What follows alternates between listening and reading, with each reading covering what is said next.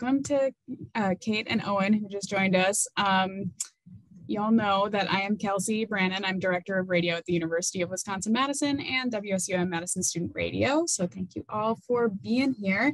WSUM's 20th anniversary was earlier this week. It was on Tuesday, and we're proud to be celebrating with a series of workshops that are led by station alumni and special guests over the course of the week. Before we get into this workshop, though, I do want to take a moment to reflect on a loss that the WSUM community has suffered recently. WSUM's co-founder and first general manager, Dave Black, passed away on February 13th. Dave was absolutely integral to the station's launch and exponential growth and subsequent success. Over 2,000 alumni have passed through the station, and Dave left an impression on each and every one of them. Many of us credit our entire careers to Dave, myself included. So over the last 2 weeks, I've spoken with students and alumni about whether or not these workshops should continue, and the consensus was that it seemed right to move forward because Dave was relentlessly devoted to providing educational opportunities to students and community members. So we believe that he would want this particular show to go on. So before I introduce our speakers for tonight's workshop, I'd like for us to hold a moment of silence in Dave's memory.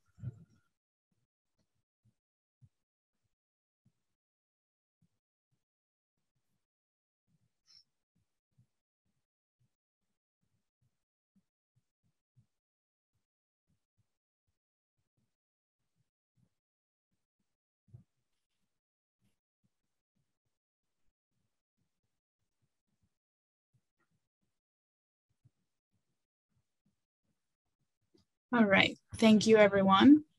More information about Dave's legacy can be found at WSUM.org. We'll turn our attention now to tonight's workshop, which is about hosting for radio and podcast. I'm pleased to introduce Jenny Lee, Sarah Kantor, and Abbie Gobelli. Jenny is a 2010 UW-Madison graduate who now co-hosts the Jenny and Tony morning show on Magic 105.3 in San Antonio, Texas. Her radio resume includes weekends on Q106.3 in Madison, as well as overnight host and content creator at Z-104 Madison. Prior to that, she spent a year working at a station in Door County and served as station manager at WSUM. Sarah is a studio librarian at University of Tennessee, Chattanooga, where she teaches people how to make podcasts and other digital media. She was WSUM DJ from 2003 to 2006 and served as a traffic director and promotions director. Sarah was also director of Wood Music Committee and a writer and editor for Emmy Magazine. After graduating, she interned at the AV Club, volunteered at WLUW Community Radio in Chicago, and co-produced the podcast A Talking Cast from 2014 to 2015. Sarah also has other successful podcasts to her name. Abbie is a radio DJ at KEXP and a music manager for the band Actors. She graduated from the University of Minnesota Twin Cities and worked at Radio K, where she hosted the morning show, local show, and also served as music director.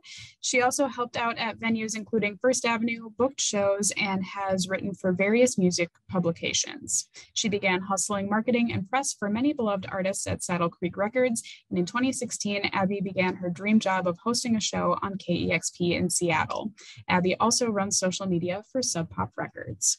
Jenny, Sarah, and Abbie, thank you so much for being here. I'll let the three of you take it away. Cool, thanks for having us. Thank you. Does anybody want to jump in first? Do you want me to do it? No? Okay. I am one of those people that definitely credits my career to Dave Black. Dave went with me to Door County for my first interview. It was like a 3-hour drive. My parents went with me. They like dropped me off. He and Carrie would drive up and visit me 3 hours one way to take me out to dinner. And like they drive 3 hours back. They were just the best people. So just such a loss. I can't believe that this has happened. But I am in San Antonio now, which is commercial radio. I don't know if anyone's interested in commercial radio. We're Market 25 down here, morning show. I think if there's one thing I would press upon you if you're interested in working in radio is that it's not really something you can just walk into immediately and like sit in the morning show host chair. Everyone's process is going to be different. Everyone's story is going to be different. I don't know a single person that was able to just walk in and like land a morning show job. Radio is the kind of job where you're going to have to start on the ground floor. You're just going to have to walk into a station and be like, can I work here? And they're probably going to give you a promotions job and you'll be making $10 an hour. And you're going to be bummed because you're going to be like, why did I go to 4 years of school? And why do I have these degrees? And I'm here making $10 an hour while all my friends have $40,000 marketing jobs. And that's just how it's going to have to be. And you just work and you work. I think I was working 7 days a week, 9 a.m. to 11 p.m., like 3 different jobs. And I made $18,000 that first year. And it was rough. But if you stick to it and you really like it, it's like the coolest job and you can work your way up. And once you can do it full time, it's like a dream. My hours are about 5 a.m. to 11 a.m. every day. I'm done at 11 a.m. Central every day. So some people are just, my sister lives on the West Coast, or like where Abbie is. So like when my sister's like just starting her day, I'm done. So it's a great job. I have a little video. I know there's only a couple of people on here. Should we cut to it? Yeah, I think that's a great thing to do. It's about 6 minutes long. So if you secretly just want to like get up and go to the bathroom, you guys can do that too. But be back in 6 minutes. All right, can you see this? Admittedly, I did this for a career fair a year ago, hence the Bridgerton references. There might be a couple things that are out of date. That's all right. Let me see if I can do this. My name is Jenny. I'm a proud sport, and for my career, I'm a radio morning show host right here in San Antonio.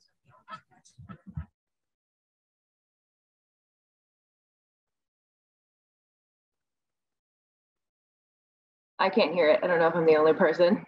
If it doesn't work, that's okay. Okay, let me see if I can get let me see. Okay. Aha, okay, I found it.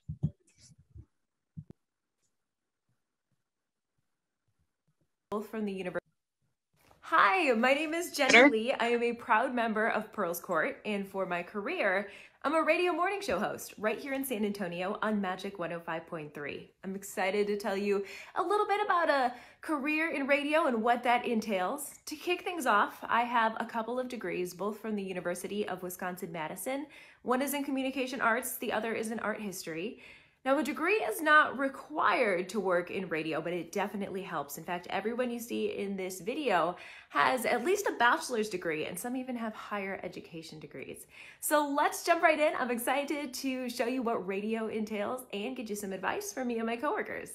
A typical day for someone who is a radio host means showing up for your shift. For me, that's before 5 a.m. Preparing your show. It's not just turning on a mic and starting to talk randomly. Everything is prepared. All of the songs are set in place the day before. It's someone's specific job to decide which songs get played on the radio station. It's a whole process. Record label representatives will come through the radio station and present new singles from their big artists. Maybe it's Justin Bieber or Taylor Swift. And this is why you hear a lot of the same songs on different stations, but you rarely ever hear your cousin's band, even though they could be pretty good. It's definitely rare that someone can send a demo or a mixtape to a radio station and it'll actually get on air. There's a whole business behind it. When it comes to preparing a show, you want to be the kind of thinker that sees the world a little bit differently. For example, when everybody was watching Bridgerton on Netflix, it was the biggest thing. Everyone was talking about it. So how would you go on air and say everyone's talking about Bridgerton without just saying everybody's talking about Bridgerton? We put together a game. It was called Bridgerton Quizzerton. We quizzed listeners on old English phrases. We also played some of the string quartet music from the show, which turned out to be actual covers of current pop songs, quiz people on that. It was an outlet for us to talk about the most popular thing that was happening without just saying, hey, this is what's happening. Maybe you already think like that in everyday life. This could be a great career choice for you. And beyond just being in the studio, there's other elements to the job. Hosting live events. There's community outreach aspects. I go to the Humane Society every week to make a video and feature a pet in need. So if you're outgoing, if you don't mind being in front of people, again, radio could be a great career choice for you. Now, the entry-level job for radio personalities is usually a tough shift. You're pulling overnights. nights, you're doing late nights. You might have 2 college degrees, and it doesn't matter. You're working for $10 an hour on the promotion shift, lifting heavy speakers, driving the vehicle to different parts of town to set up live remote broadcasts. This is definitely the kind of job where you get in on the bottom level and you work your way up. So if you're outgoing, you think outside the box, and you don't mind some hard work and paying your dues, check out radio as a career option. Here's a few of my coworkers to offer up some advice based on their experiences in radio. Some of them are on air. Some of them are producers pushing all the buttons behind the scenes. You'll even hear from my friend Courtney in the sales department. She's the one making sure commercials get on air so we can afford to keep the radio station running. It takes all kinds of thinkers and doers to make a radio station run properly. I hope you enjoy what they have to say. Definitely start early, start as soon as you can, and don't get frustrated. Don't assume that you're just going to jump in, get hired, and immediately get on the air. You know, a lot of people have their own podcasts, a lot of people have their own YouTube channels. So you can start with that. That's a great way to practice. In the morning, I do a lot of the background behind the scenes stuff for the morning show, get all their stories prepped and pull all the audio. And then for nights, I talk about our music on the air, talk about what's happening in San Antonio. And it's a field I never thought I would get in. When I was in high school, I loved music. I knew I loved music. And so I kind of just fell into it over time. But I think I wouldn't have done that if I didn't try as many things as possible. And I think that's the best advice I can give anyone. Experience life as much as you can and have radio in mind if that's what you want to do, but think about all the experiences you can gather in life, and you may discover other skills and things you're good at that can go with that. But ultimately I would say do as much as you can, experience life as much as you can, and that'll build the character of who you are later in life if you do choose radio. A career in radio for somebody is someone that likes to use their creativity to help clients grow their businesses. They like an attention to detail and making sure that things are done correctly, and ultimately someone who just likes to talk to people and get to meet new people and learn more about their businesses. So if you're any of those things, a career in radio sales might be a job for you. What you might think I do is just talk a lot every day, but I really push a lot of different buttons and it involves a lot of multitasking, which is pretty crazy.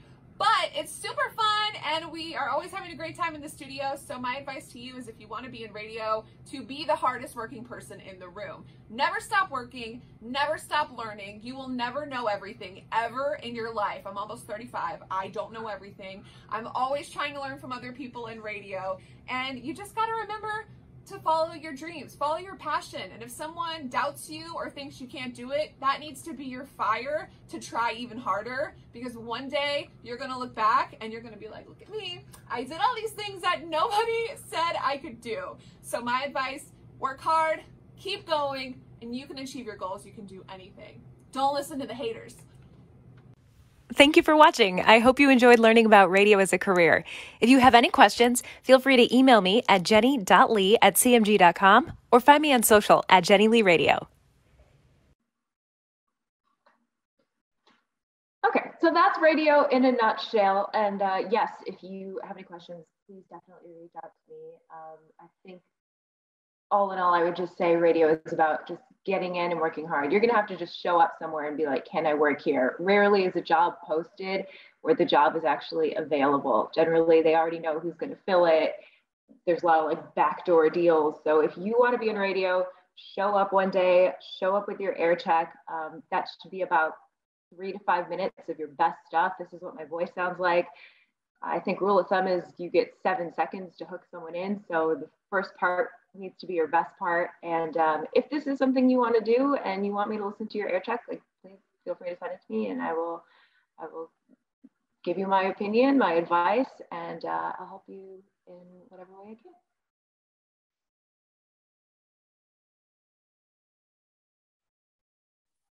Yeah. Oh, sorry, Abbie, if you want to go. No, I was about to say alumni first. Okay.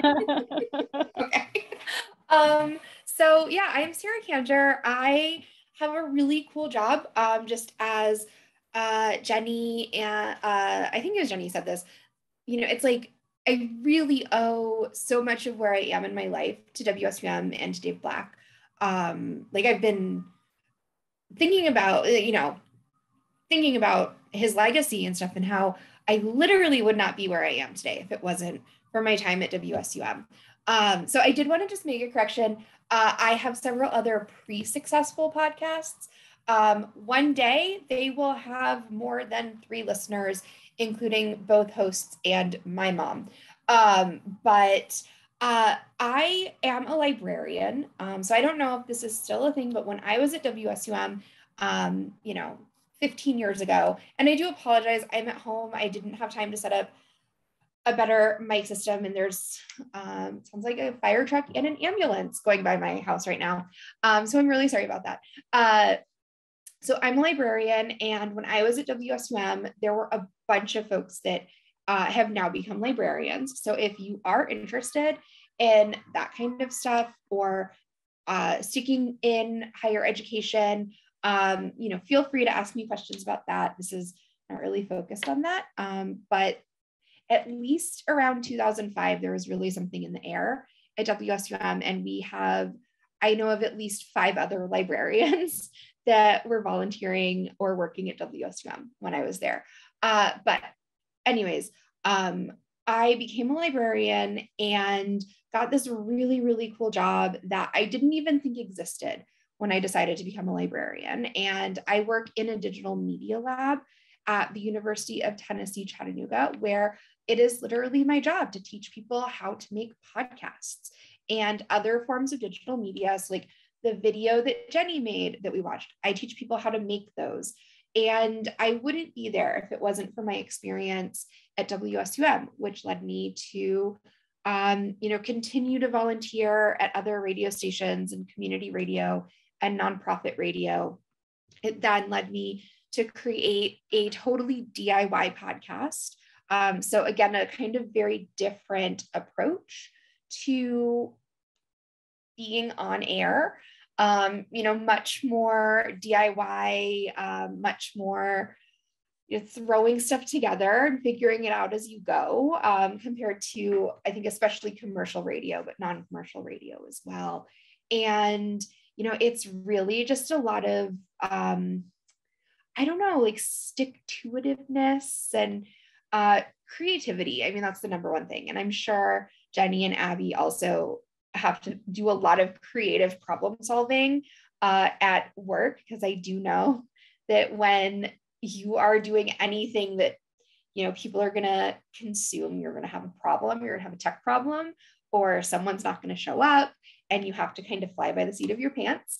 But yeah, I mean, it's very cool. And like the stuff that I do see some folks are in WSUM right now. So like the skills that you're learning now, you can take into future jobs. So if you just like doing radio, but you don't want to do it for a career, or, whatever, you can still do it. You can make your own podcasts. You can distribute them for really cheaply. I mean, so I made it was a like comedy minute by minute movie podcast about a really terrible movie called A Talking Cat. I do recommend watching it, but I also really recommend don't watch it because it's very bad, but very funny. And so this was something that me and a bunch of other weirdos put together totally, with literally no budget. I mean, I think a couple people maybe bought microphones. But other than that, nobody spent any money on it. We did it all using SoundCloud. And, it's a great way to get your feet wet if you do want to go into podcasting. And I know at least 2 people that were involved with it. I mean, I don't think they make their living off of podcasts, but they do make money off of podcasts now. Cool. I will turn it over to Abbie. Hello, I'm not from Wisconsin, alumni, sorry, I'm from Minnesota, and graduated from there. And yeah, so I'm Abbie, and I am currently a radio DJ at KEXP. I am working the overnights. I've been in the overnights. I've lost sleep for 5 years now, on Wednesdays, 1 a.m. to 5 a.m. So I'm a little little tired today, but that's okay. And then also, if you are ever curious about the music industry side of things, I work for Sub Pop Records and Hardly Art Records, and I manage all of their social media. So if you're like, oh my gosh, I really want to be on radio, but I don't know what to say, just be yourself. At least in what I do, I feel like KEXP, if you're not familiar with it, we're based in Seattle, Washington. It is, you know, all music all the time. We've added more podcasts and kind of early morning kind of news style things on the weekends. But yeah, mainly it's independent music 24/7 by humans. And the most important thing I've learned there is just be yourself. You'll fall into some kind of niche, I've learned. I like weirdly became the goth of the station because I mean, I love a lot of goth stuff, but that's not always what I play. Yeah, just lean into your niches. You'll find an audience that way. People will gravitate towards you. And always what I've learned is it's important to talk to that one person that's sitting there. Because I think sometimes behind the mic, we can get so self-conscious about ourselves, you know, like when you're in middle school and you walk into the gym to eat lunch and you're like, oh my God, everyone's looking at me.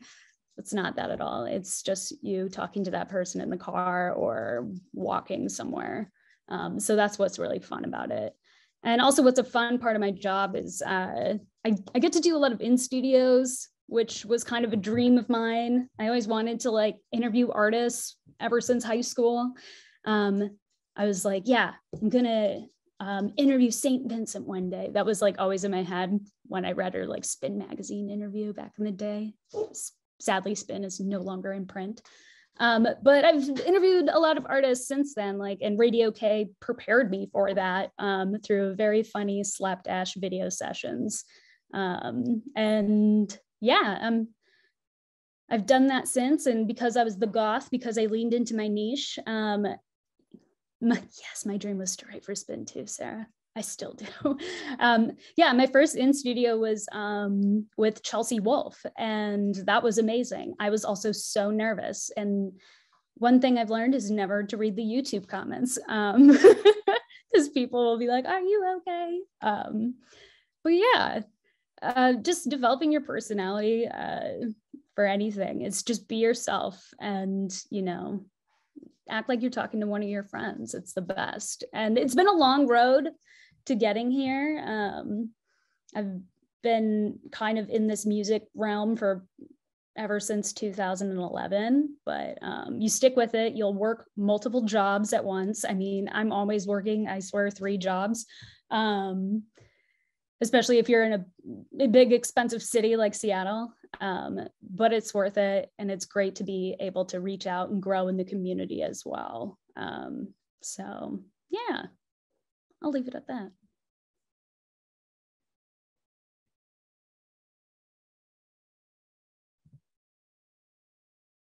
At this point, do we want to open it up to questions from the room? That sounds good to me. Yeah.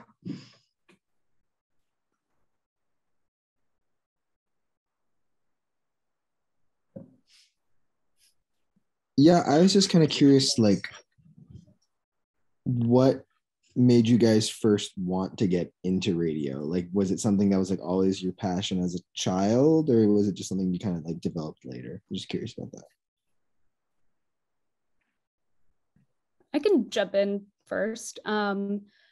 Radio like weirdly snuck up on me. My mom one time told me a story when we first got the internet in my house, like a computer for our house. I figured out how I could like record on the computer, and I had a huge CD wallet like forever because I love to buy CDs, and I would put my CDs in there and play a song and then be like, so this was this song and this is why I really, really love it. And then I guess I used to record these shows and try to play them for my mom. And she reminded me of this recently. So like I magically got into theater, and I went to Minnesota to major in theater, and I thought I was going to be acting in the Guthrie and making sound designs for them. But fun fact, Radio K was in the top floor of the building. And I ended up just walking in there and I'm like, oh, well, I love music. And they're like, cool, someone needs to interview the drums. They're in studio. Can you do it? Can you talk to them? And I was like, yeah, I love the drums. I walked in, kept doing that. And they're like, you should go volunteer for a radio show.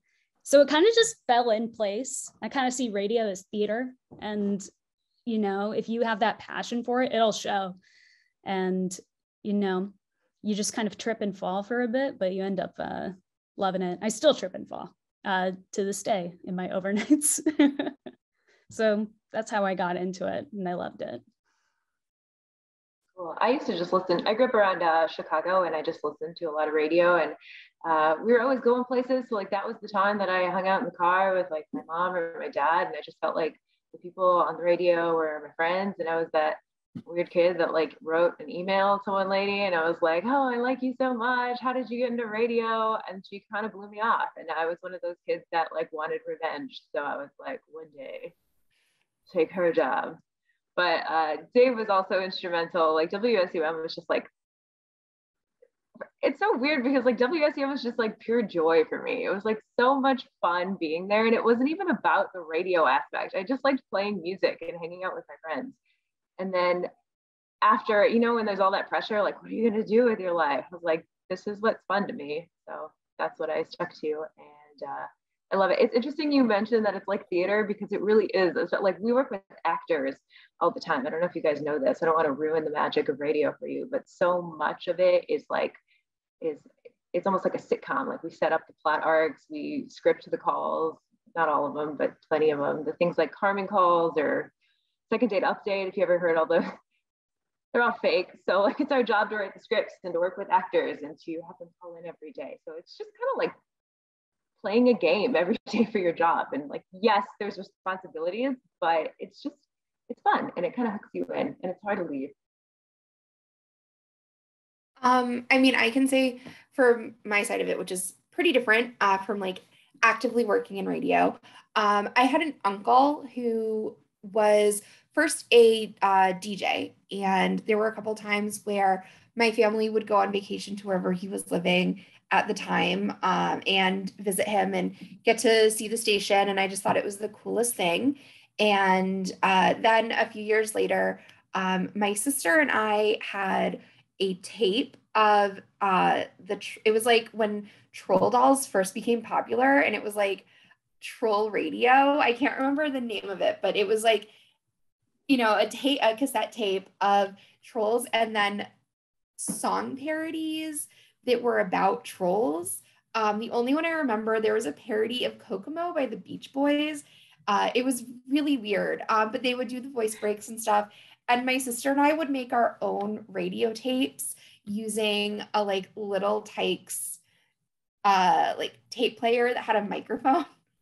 And we would just hold it up to like, my dad would play music for us and we would hold it up to the speakers. It was very high tech. But, you know, that for me, you know, is like when I realized that you could do it for fun, but like for real, that was very exciting to me. My uncle then later owned a radio station. And so I did explore working in radio. And it was a sports talk station in South Georgia, which was already 2 strikes against it. And there, just as, you know, Jenny and Abbie talked about, you really have to hustle. So they start you in sales, or they started you when they owned the station in sales. And I said, I don't want to do this. This isn't fun. I'd rather volunteer in community radio. That's fun. But yeah, and it, like thinking back, like those were the first podcasts I made, really. Like we would make our parents listen to them in the car and then test them. What did we talk about to make sure they listened? So, yeah. Nice. So Kate, who is sitting in the lobby of WSUM right now, asks, how difficult is it to balance between your different careers? I'll answer that one. I have so many jobs all the time. So yeah, currently what's been nice about my jobs is like they all kind of go in sync with each other. Specifically right now, doing my show overnight, the biggest balance I have to make is sleep. For instance, like last night, I think I fell asleep at 8 p.m. and slept until 7. And thank goodness for that, because some days I don't, because I often have to wake up around 6 a.m. for my job at Sub Pop to make sure all the posts go out, nothing went wrong, all the links work. Social media is a very scary beast in the morning for me. So yeah, but it all kind of weirdly goes together. I'm playing music as my other job, but otherwise I'm teaching. Like, for instance, I'm on phone calls explaining TikTok to Beach House and why it's a good thing for them to use it. But it works out. But prior, like, it's been very difficult for me. I used to work for a lot of venues in the Pacific Northwest, predominant, like just the biggest one was like Showbox Soto, or like, I can tell you the equivalents of Minneapolis, not necessarily Wisconsin, but you know, the Showbox was like the first avenue of, ooh, Beach House playing in Madison. Yeah, they messaged me yesterday. They're like, we're playing Iowa. That's where you're from. And I'm like, oh my gosh, I'm so sorry for that state. And yeah, balancing venue life where I was doing marketing for all of these venues for Vancouver, BC. I was doing Portland and Seattle at once. And then also I would have to go to these shows and settle up and be like, hi band, this is what we spent to market your show. Is that cool? Mainly what I did. And on top of that, I was DJing at night around Seattle because my marketing job at the venue, although it did have perks, it barely paid. Not even like Seattle minimum wage. So I was doing that and my overnights and subbing in all the time. And to that point, you will burn out. And I definitely did, to the point where, you know, I'm dealing with a thyroid problem right now. And I had to really learn to balance things out. And thank goodness I did. Otherwise, I could have gotten sicker than I am now. At least I can manage my stuff now. But that is a difficulty thing. I thought I was, you know, you get to that point where you're like, it's fine, I'll sleep until when I'm dead. I got to that point, but it will catch up with you. So paying attention to your physical and mental health is so important when balancing all those things and knowing when to, you know, remove something that is not necessarily serving you, if that makes sense.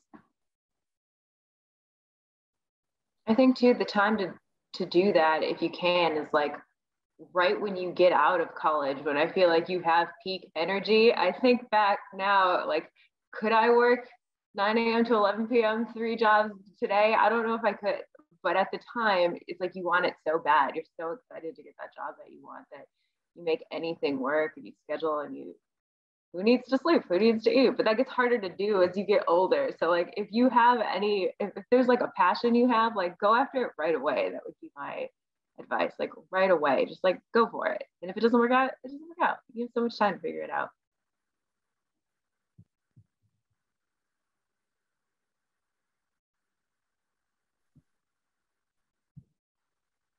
I don't really have anything to add to that, so I'm gonna sit this one out. Okay. Owen or Kate or anyone else in the lobby, does anyone have any other questions? Otherwise, I have some. Okay, looks like we've got some lobby folk. No? Okay. Okay. All right. Good radio hand signals there. I like that. Well, I'll ask a question. I would love to hear, so all 3 of you talked about how you really have to be willing and able to kind of just like fly by the seat of your pants with, you know, podcasting and radio, especially in like a live setting. I would love to hear your examples of like the craziest fly by the seat of your pants moment that you've had to navigate in your career. Recently, the company that I worked for was one of the companies that got hacked nationwide. So we had to do everything without computers. So I still don't have a computer at work. Like, I'm working at a radio station and I do everything from my phone. And we have like one operating computer right now in the studio. My co-host is running that one. And then we all had to change our emails. I think that was like the messiest part. We're like, how are we going to do a show with sound effects? I was literally like holding my phone up to the microphone, like playing the calls and like playing the sounds. And it's getting better now, but it was just like everything had to be deconstructed and rebuilt again. And I think that was probably the messiest thing that I've had to go through.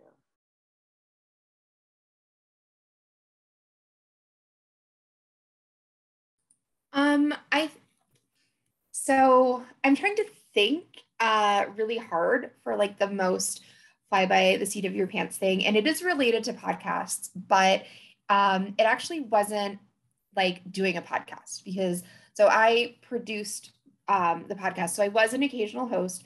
The main thing was I did all of the like scheduling for different hosts and taught them how to set stuff up and record. And so that is my job now, is teaching people how to schedule that stuff. And this was about a year ago. I was actually teaching a class. It was a like junior level English class, how to make podcasts.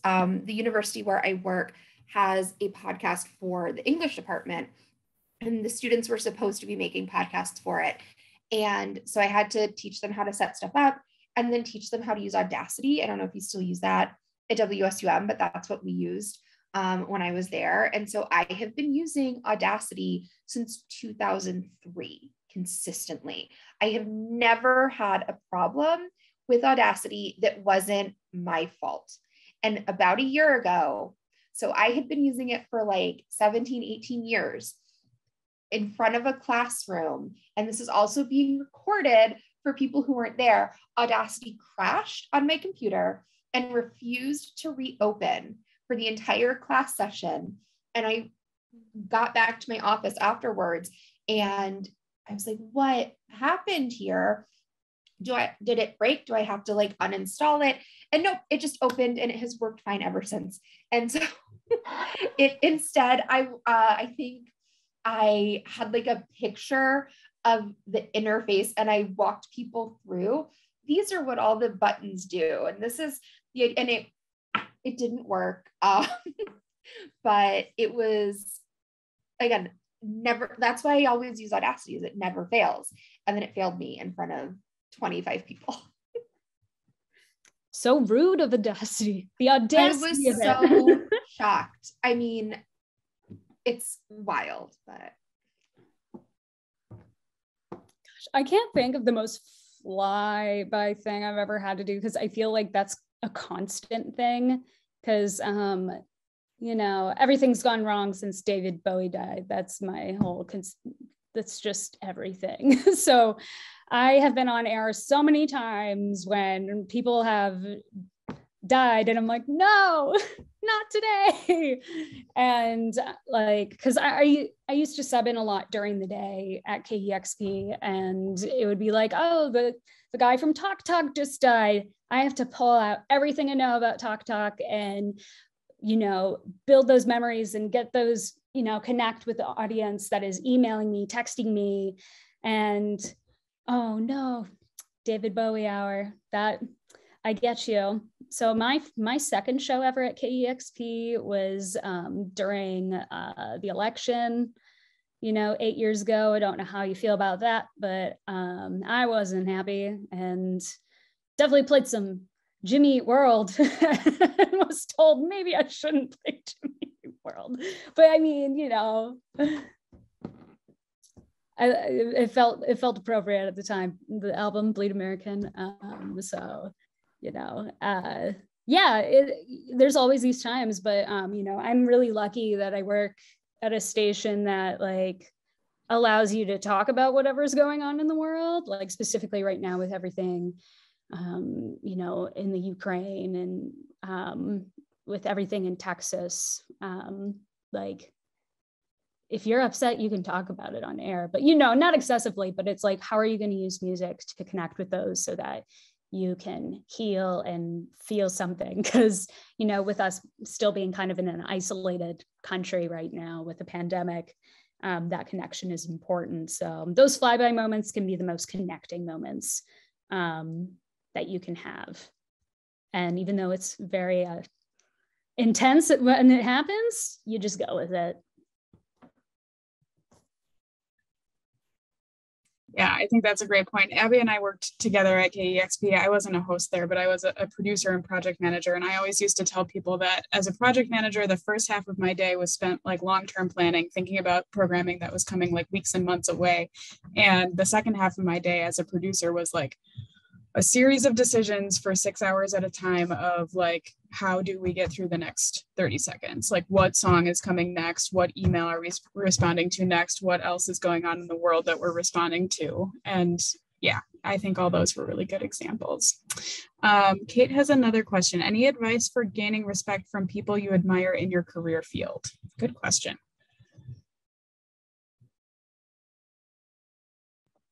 I think, just being confident and like you are worthy of their good opinion, you know, like never think that someone else is better than you. I think if you work really hard and seriously, like reach out to the people that you're a fan of. Social media makes that a little bit easier these days. And then if there's someone whose career you respect, send them an email, find their email address, send it, like send them your air check or whatever it is you're trying to do. People like that, especially people like to be respected. So they're going to respond well to you respecting them. And I think that, I think they'd be happy to help you. I think sometimes you just got to ask, you just got to go for it. You just got to show up. I would say in my field, especially, like if you're working in something super specific, let's say like you may, like when I moved to Seattle, for instance, I didn't know anyone except like one other person who I worked with at Saddle Creek Records back in Omaha. And I was like, cool, don't know anyone in Seattle, better get to know people. And, you know, that's when I was like, gosh, I love KEXP. I just want to volunteer there. And, you know, I started that. And, you know, yeah, you gain respect by working really hard, which is, I was just there all the time because that's all I wanted to do was be there. And, you know, I ended up DJ assisting for the morning show. And that's also where they kind of recognize like, oh, hey, you could probably host a show, but just send us a demo. You know, if you really want to be somewhere specific, go there. Like, because, you know, for instance, like if you're like applying to jobs in New York, it might be harder to get jobs in New York, like at a station specifically, because they don't know you. You know, like kind of go where you want to be. Like I also DJ a lot in Seattle and Vancouver, BC. And because I do that, like that leads to other things. I don't think I've really gotten a job by simply applying. It's always been like, hey, I've been out in the community and this is what I've done. It's really about like, what are you doing to build community out there? And, you know, that's kind of what was work for me at least. Yeah, I would echo what both Jenny and Abbie said. So one of the things that, like talking specifically from a podcast point of view, if you want to be heard, you need to make people hear you. And so you'll never get like respect from the people in your field. So thinking about, you know, other people that make podcasts or something like that, if they don't know who you are. And so as Jenny said, reach out to people. As Abbie said, make community.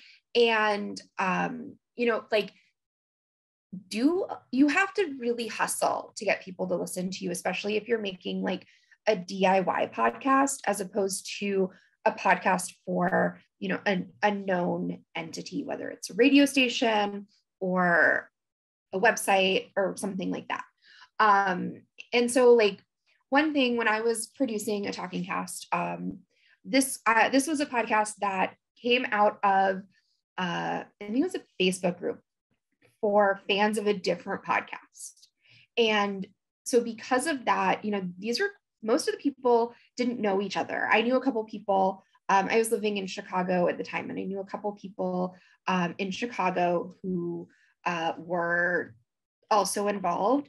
And we just used the connections that we had.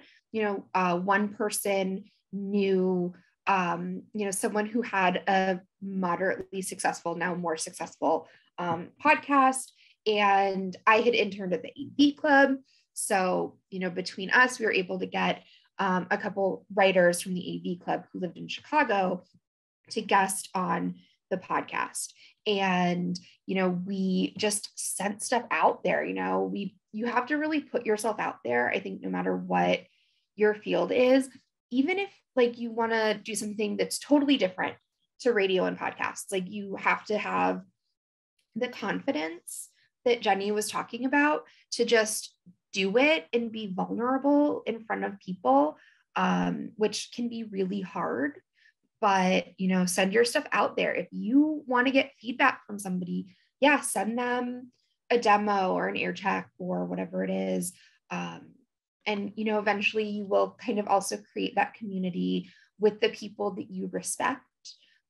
And, again, this happens in many different fields. Podcasting for me is a hobby that I enjoy.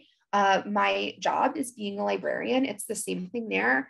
I have to do a lot of stuff with people that I don't know, and I get really intimidated by them because they've been doing the job way longer, or I think they are better than me, or whatever it is.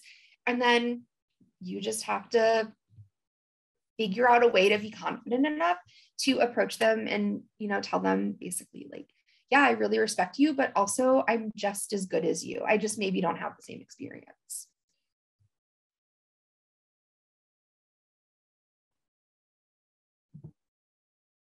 Awesome. Thank you all.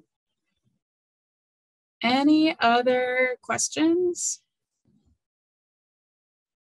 I thought it was great that you guys asked questions and you put yourself out there. I mean, that's like the fact that you're doing that here, I think just put that into the real world and you're going to be successful, because I've been in things where people just didn't ask questions and it was like pulling teeth. I'm just like really impressed with your inquisitiveness. So I thank you for that. I think you guys were really engaged and that's really going to serve you well. And if anybody does, like seriously, if I don't know what you're interested in as far as radio or the music industry, but if I can help in any way, if you have air checks and you want to send them to me, like go for it. Like I know people, I can help you. Take Jenny up on that. Jenny, I don't even know if you remember this, but you reviewed one of my air check tapes, like when I was graduating college, and gave me very good advice. She was like, your intro song is way too long. It needs to be your voice like right away because of the 7-second thing. So yes, Jenny gives good advice and I can vouch for that. Thank you. Yeah, thank you all. And I just wanted to ask, like, are any of the people attending interested in doing stuff like at the DIY kind of level? Maybe. I wanted to just share something. This is something that one of my coworkers and I made for our job at the University of Tennessee, Chattanooga. And so if you are thinking about, doing anything even professionally, but maybe you don't have the resources to use like professional stuff to make an air check tape or something, this is a workshop. I work with someone who's a successful local musician in Chattanooga. And so we both do basically bedroom recording for different things. And this is how to do that. So there's different hints on there. Some of it you might already know from working at WSUM. But one of the things that I'm really proud of in my job, we have a audio recording studio at work. It's super popular. So I made these, I call them recording cubes. They're made out of a cat bed.